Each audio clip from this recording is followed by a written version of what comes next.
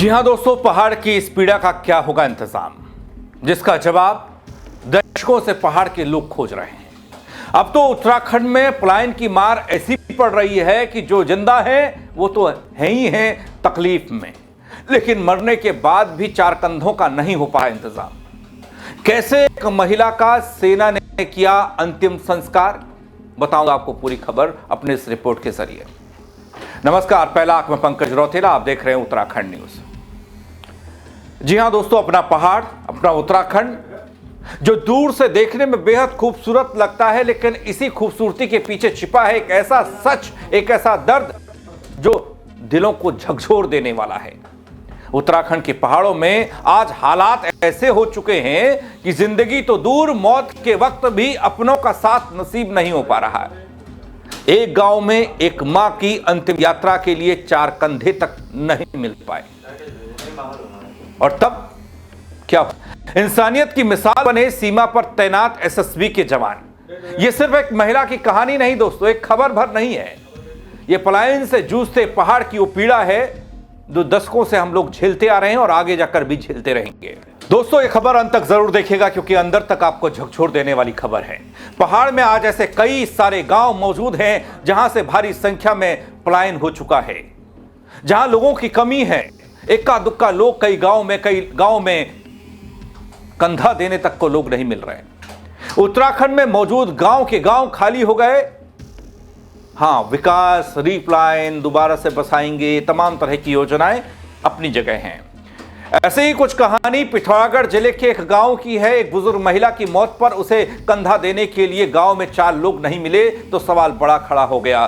दोस्तों, पिथौरागढ़ जिले से 25 किलोमीटर दूर मुनाकोट ब्लॉक के तड़ी गांव की रहने वाली 100 साल पूरे कर चुकी, नाम है जूपा देवी, उनका निधन हुआ, जिसके बाद बुजुर्ग महिला को अंत्येष्टि के लिए गांव से करीब 2.5 किलोमीटर दूर काली नदी के तट पर ले जाया जाना था।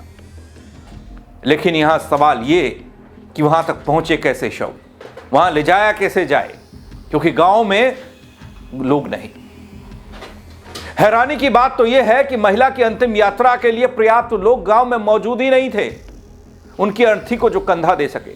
गांव के कई बुजुर्ग, पूर्व प्रधान, वो कहते दिखाई देते हैं कि शव यात्रा के लिए गांव में सिर्फ 4-5 लोग मिले, वो भी उम्र दराज। ऐसे में जो हुआ वो और ज्यादा चौंकाने वाला था, वो और ज्यादा सराहनीय था। वो ये कि इस विकट परिस्थिति में, इस उलझन से गांव को बाहर निकाले कौन, उस महिला की अंत्येष्टि करे कौन। नेपाल सीमा लगती हुई है दगड़ियों, यहां तैनात है एसएसबी के जवान। गांव के बुजुर्गों ने एसएसबी के जवानों से मांगी मदद, जिसके बाद 4 जवान और 2 अधिकारी मदद के लिए पहुंचे गांव। जवानों की सहायता से शव को काली नदी तट तक पहुंचाया गया। एसएसबी के जवान महिला की अंतिम यात्रा के लिए पहले लकड़ियां लेकर पहुंचे, फिर महिला का अंतिम संस्कार किया गया। उसके बाद तब कहीं जाकर 65 साल के बेटे ने अपनी मां को मुखाग्नि दी, मां की चिता को मुखाग्नि दी। यह तब संभव हो पाया जब सेना के जवान उतरे, जब उन्होंने इंतजाम किया। यहां दोस्तों आपको यह बता दूं कि इस गांव में पलायन का प्रमुख कारण सड़क निर्माण में देरी, वन्य जीवों की दहशत है। यह वैसे गांव की कहानी है। साल 2019 में पंचायत की बनाई गई कच्ची सड़क अब तक पक्की नहीं हो पाई। इधर दोस्तों जंगली सुअर खेती को बर्बाद कर रहे हैं, जंगली जानवर खेती नहीं होने देते। इसके साथ ही गुलदार का आतंक, भालू का आतंक छिपा नहीं है किसी से, तो लोग रहें तो रहें कैसे। इससे पहले की बात करूं दगड़ियों, तो गांव में 20 साल पहले 37 परिवार रहते थे, आबाद था गांव, खेत खलियान सब कुछ सही था। लेकिन जब 13 परिवार ही बचे तो सवाल बड़ा खड़ा हो गया, जिनमें अधिकतर बुजुर्ग हैं, नौजवान बाहर शिफ्ट हो गए, कोई है ही नहीं। दोस्तों, वैसे कई गांव होंगे ऐसे अपने पहाड़ में बल रह रहकर ऐसी तस्वीरें वहां से आती रहती हैं। आप ये कह सकते हैं कि वीरान होते गांव के गांव पलायन झेल रहे हैं, लोग मार झेल रहे हैं इसकी। ये इसलिए मैं कह रहा हूं दोस्तों कि पलायन आयोग की रिपोर्ट खुलासा करती है इस बात का कि चिंताजनक बन गई है स्थिति। आज तो सेना के जवान जहां पर तैनात हैं वहां मिल जा रहा है सहारा, लेकिन कई जगह तो ऐसी है जहां पर ना लोग हैं दूर दूर तक, ना दूर दूर तक कोई दूसरा गांव। कैसे होगा बल ये अंतिम काम भी, यानी कि अंत्येष्टि वाला काम। पलायन आयोग की रिपोर्ट के अनुसार दगड़ियों, पिछले एक दशक में करीब 3.8 लाख लोग पहाड़ों से अपने गांव छोड़ चुके हैं। औसतन हर दिन लगभग 38 लोग रोजगार की तलाश में पहाड़ से पलायन कर रहे हैं, मैदान का रुख कर रहे हैं। यह आयोग की रिपोर्ट बताती है, चिंता को बढ़ाती है। दोस्तों, रोजगार नहीं, गांव में खेती बची नहीं, शिक्षा स्वास्थ्य का हाल बेहाल, फिर हो तो हो कैसे समाधान। अब इसका नतीजा यह निकल रहा है कि उत्तराखंड में 700 से ज्यादा गांव पूरी तरीके से वीरान हो चुके हैं। यानी क्या कहते हैं उसको, पलायन आयोग की रिपोर्ट में वो बताते हैं कि घोस्ट विलेज घोषित किया गया है इनको। दोस्तों, कारण खोजने निकलिएगा तो कारण कई निकलेंगे, लेकिन प्रमुख कारण तो वही है, रोजगार, शिक्षा, स्वास्थ्य की सुविधाओं में कमी पलायन की सबसे बड़ी वजह है। लेकिन यह केवल लोगों का जाना नहीं है पलायन कि लोग यहां से शिफ्ट कर गए, बल्कि लोक संस्कृति, परंपराओं, पहाड़ी पहचान के टूटने का एक दर्दनाक सच भी है। एक दौर हुआ करता था कि लोग अंत्येष्टि करने के लिए अपने गांव पहुंचते थे, उस घाट पर, उस तट पर पहुंचते थे, चाहे आदमी कहीं भी क्यों ना मरा हो। लेकिन आज जो गांव में मर रहा है उसकी अंत्येष्टि के लिए लोग नहीं मिल रहे। सूने आंगन हैं, बंजर घर हैं, स्कूल बंद हैं, उजड़े खेत खलियान हैं, और साफ तौर पर सिस्टम की नीतियों की असफलता को बयां कर रहे हैं।